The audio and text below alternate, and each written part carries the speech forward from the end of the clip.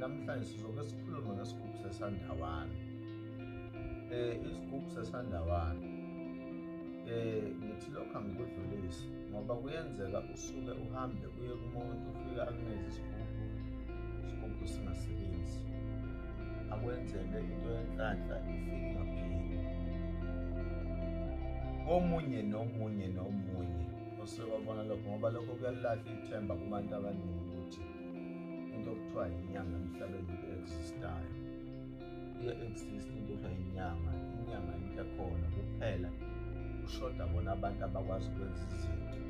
Inkinga iy'nyanga ezikhona namhlanje sezigijimisa imali, aziziniki isikhathi sokuhlala phansi zicubungule ngokusizakala kwabantu ngoba uma uyinyanga kufuneka i-hour ne-hour hlezi umqondo wakho ugaya ukuthi uma ngihlanganisa ukuthi ufuna kukhipha ukuthi ufuna kukhipha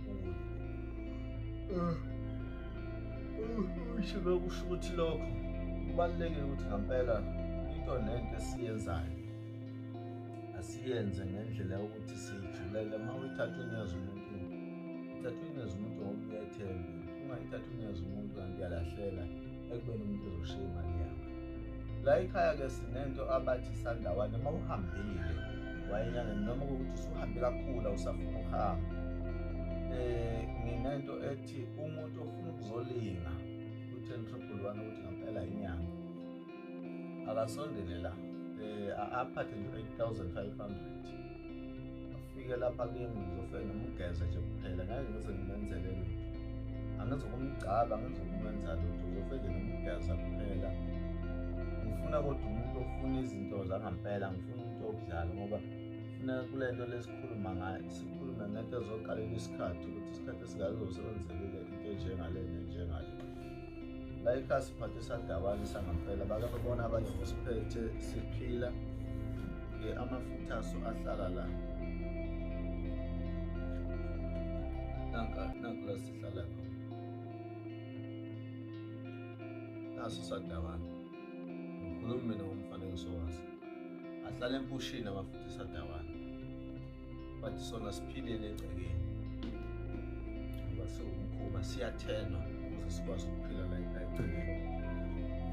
Ngithini lokho angikubeke kucace kunoma ngabe ubani ukuthi uma kuyukuthi ufuna nje into yangampela qala ufike no-8.5 la ufike ngogesi, zihambe into zakho ufike uyibona zehlukana ngoba phela isandawana akusinto ethatha isikhathi.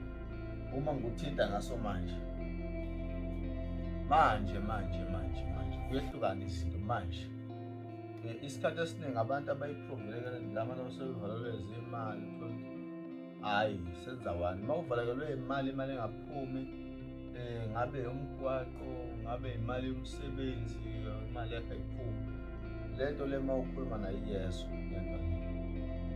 Ngisazonenzela kamanye amavidiyo ngimthestela sona. Uma ubeka ubisi la cobhoza uthi la phakathi, ngithele la phakathi obisini, i-5 minutes iningi seselivuthiwe ubisi, sibuye siye lapha phezulu kwigluphu.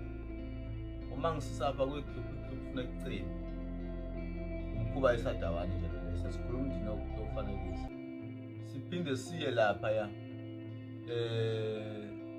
endwange namhlophe, siye ndlale phansi, uthele impuphu ngapha, uthele sona ngapha, amafutha akhe jima wona aye empushini, awagwembi awagwebhesi, ahamba nje straight wona aye empushini. Ingakho-ke sihlala empushini ukuthi sidla yona impuphu. Ngithi nje-ke lokho asikwedlulise, sizokhuluma ngento yomcebo, angizukukhuluma kodwa kakhulu. Akufuneka umuntu ozothi ukhuluma ngento yomcebo eshenga nalutho, siyivume loo nto leyo. Inyanga ibonakala ukuthi inyanga le, inyanga ibonakala ngezinto enazo, ungabi nezinto abantu wena usiza abantu, uthathaphi izinto ungasiza abantu, inkinga leyo. So asiboni usebenza kakhulu yini oyenza yenye ekufakela imali, ungathi kubantu inyanga nto wena usiza abantu. Ekugcineni lapho sesizokhuluma okunye ngoba nalincelisa igama lokunyanga loo nto leyo. Abantu abasizakali thina zinyanga, uma besizakala abantu bona abazophakamisa ubukhosi bethu ngoba lokhu kuwubukhosi ukwazi ukusiza umuntu wenze into espiritual ibonwe ngabantu ngamehlo, ibonakale physical, basho njalo abazi isilungu. So-ke sidlulisa leyo mlayezo ukuthi isandawana nasi noma ungihamba iziqede la eSouth Africa mhlawumbe sibambile sibathatha abantu benyamazane ayandanga. Injalo nje, siyabonga uNkosithelo.